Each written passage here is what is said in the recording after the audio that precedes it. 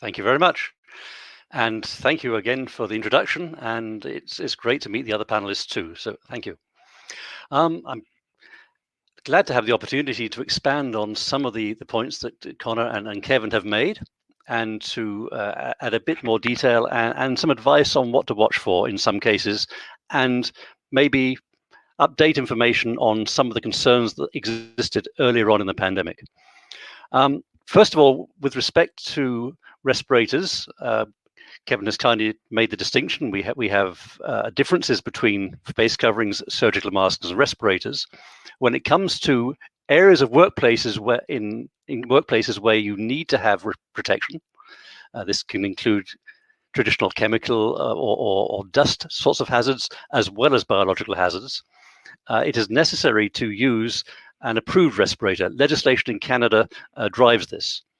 And so some agencies are set up across the world which conduct approvals to standards. And the one that we adopt in Canada widely is the US system, National Institute for Occupational Safety and Health, or NIOSH. And it is NIOSH that came up with the designations like N95, N99 that we have become familiar with. There are some other agencies, and during the pandemic, because of shortages, some of those have become familiar. We've talked about KN95s or FFP2 respirators at times, but NIOSH is the one that has been around for 50 years and is very well recognized in Canada. And just to mention, it is part of the CDC. It's a US body. It sets performance standards. It also conducts the testing and approves the products all in one-stop agency. In other jurisdictions, there are different bodies that do each of those functions. It's also a very comprehensive research institute and conducts research into the use of respirators and other personal protective equipment in workplaces to continually advance safety in the workplaces. When it comes to approving products, it's got a comprehensive series of tests that it mandates. It also undertakes checks on the manufacturer quality and documentation, and even audits products, buys them anonymously and tests them to make sure that manufacturers haven't changed what they're doing from the time that they had the product approved, and overall provides an extremely strong assurance of the capability of products sold in workplaces. And having been on the manufacturing side, before that, and the design side, you become intimately involved with the vagaries of the NIOSH standard and it's all of its requirements. And so I can say comprehensively, it is a very strong standard. What is used to indicate approval, in fact, is the requirements for same slide, please. Yeah, thanks. Is requirements for marking and set information provided with products. One key thing to look for on a NIOSH approved product is the TC number. You see there TC number 84A and so on. That indicates that it has met requirements to NIOSH to the particular standard, in this case a filtering face piece requirement. N95 is used, and there are various N, R, and P, and with a number designations indicating the efficiency of the respirator at the most penetrating particle size, and also the type of aerosol it's approved for. N is non-oil, which covers a wide range of different classes, but there are certain specialized ones for oil-based respirators. And so we have historically, for the last 50 years, depended on NIOSH standards, and that has, again, proven extremely reliable. So that is what to look out for when sourcing a respirator for use in a workplace. Just need to mention that with the pandemic, we had great demand, of course, for approvals.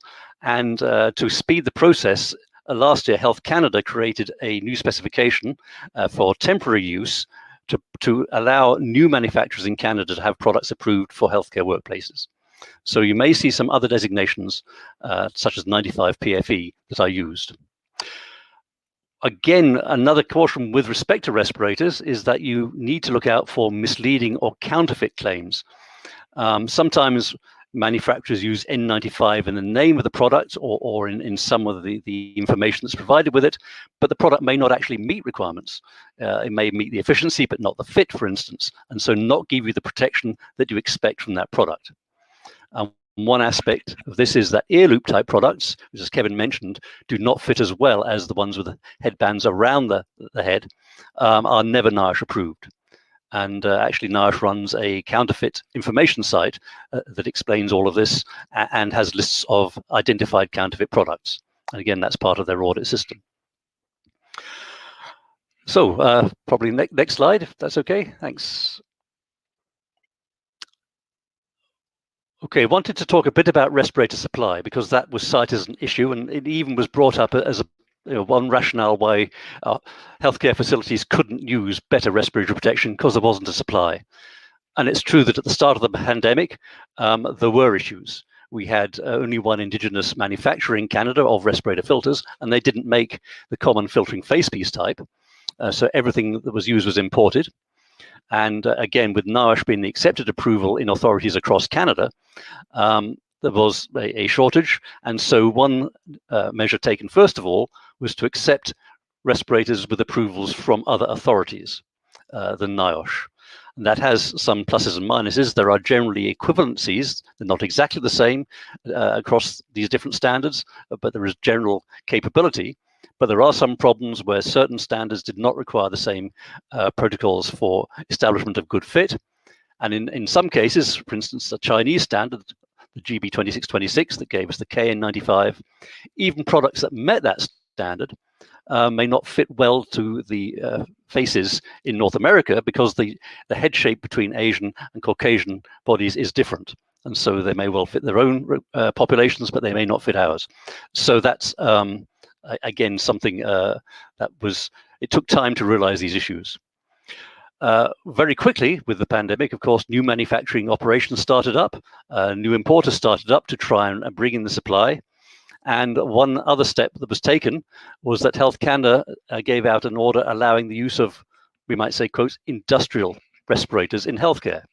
And this was interesting to those of us that have been in the business because in terms of the design standards, the performance requirements, and even the selection and use standards, there is no difference between, quote, an industrial respirator and those that have been used in healthcare. There is one special case where they have extra testing for splash protection, but apart from that, it is perfectly acceptable to use an N95 type filtering facepiece that's been, say, sold in a hardware store for protection in woodworking. It can be used in healthcare because the filtration criteria are exactly the same. And so that's been perhaps a bit of a myth that's been perpetuated, and sometimes may even have led to shortages because people thought they couldn't use product that was perfectly acceptable. But just to say, that was made clear in this order, and so that is something now in place. And later last year, Health Canada actually created its own specification so that they could approve respirators on a temporary basis for use in healthcare in parallel with the NIOSH standard. So they went through series of tests Health Canada organized through different laboratories, and that demonstrated their capability, which broadly matched what NIOSH required. And so you may see, as I mentioned earlier, these designations like 95 PFE, which are the Health Canada designations, but they're used in healthcare. But their idea there was to aid, again, emerging Canadian manufacturers to have the ability rapidly to have their products deployed into the necessary places in healthcare. There's a longer-term solution that's underway right now, and that is that the Canadian Standards Association is actually developing a new respirator certification system and creating a new standard for respirator performance. This is a very comprehensive thing to do. You imagine, as I described what NIOSH does, Canada has to reproduce that for its own needs. And so it may be organized slightly differently from NIOSH, but we have a new standard that's just about to be published. And with that, it will feed into a full certification system that's likely to become effective in the course of next year. So over time, you'll see a new description of respirators for specific trademark reasons. We can't call them N95 type, for instance. It will be probably some combination of CA-N95, that sort of thing, but you will see these deployed as well. And there are a few extras put into this standard. We do, say, extra tests on the strap strength to ensure that is adequate. There's actually a shelf life requirement put into the standard that the manufacturer has to declare a shelf life, which is not necessary for NIOSH approved product. And for the N95 type products, there's going to be a specific designator indicating the breathability. because that, when it comes to use of respirators, is one of those Fs. It's the function type requirement. If it's hard to breathe through a respirator, you get issues like leakage around the edges, and you also get people getting tired faster. It's less comfortable to wear the respirator less often than they really should. And so by being able to identify and select respirators that are easier to breathe through, we are providing better products for the workforce, and inspiring manufacturers to develop better products over the course of time that will improve overall health and safety. So that is what's coming up next. So I see Michelle. Are we over time? No, we're good. Oh, no. You sounded like you were wrapping up. No, I have some more slides. Brilliant. Yeah, a couple more slides. Next one was not that one. No, it's still the same presentation. Slide number 3. We will get it back up. Thanks. Sorry, I was wrapping up one slide, but I hadn't. If we're okay for time, I'll talk about selection and then a bit about the relative effectiveness of different kinds of face covering. You can continue, and we will make sure that slide appears for you momentarily, okay. Dr. Smith. No problem. Okay, I have it in front of me anyway, so I can speak to it. Should I talk to the slide or just talk in general? Both, Dr. Smith, both. Okay. We'll pop the slide up next to you in a second. We're just grabbing it off of the slide deck. So you start talking and we'll pull it up. Righto. Again, something to emphasize. There's been obviously a lot of information spreading about respirators and respiratory protection overall. One thing to say that for providing respirators, particularly in workplaces, it is not acceptable just to hand out the nearest thing that comes to hand and say, there's your respirator, go to it. Where a respirator is needed, and this is confirmed by determination of a hazard assessment and evaluation of the work environment, where that is necessary, and it is legally necessary where there are obviously hazards that the workforce encounters, a respiratory protection program is required, and this includes many aspects. You need to have medical evaluation of the potential respirator wearers to make sure that wearing a respirator is not going to have any adverse health effects on them. There is a hazard analysis and risk assessment that goes into determining where and how much the hazard is, and what then is needed in terms of the work practices to allow safe work in that area. This involves training, it involves selection of the appropriate kind of respirator, and when that has been done, then fit testing to make sure that the respirator is well suited to the wearer, that it fits them, there is no gross leakage that is going to compromise the effectiveness of the respirator. Having a highly filtering respirator is fine, but if it doesn't fit the face well, if there's big gaps, you then get obviously bypassing of the effective area of the respirator, and it's next to useless. It's actually worse because people may think they're protected when they're not. And there are requirements for the appropriate use, change-out schedules if necessary, maintenance of respirators, particularly these powered air systems that involve rechargeable batteries, and monitoring the long-term health of the workforce, and the obviously record keeping as part of that. This is say very comprehensive.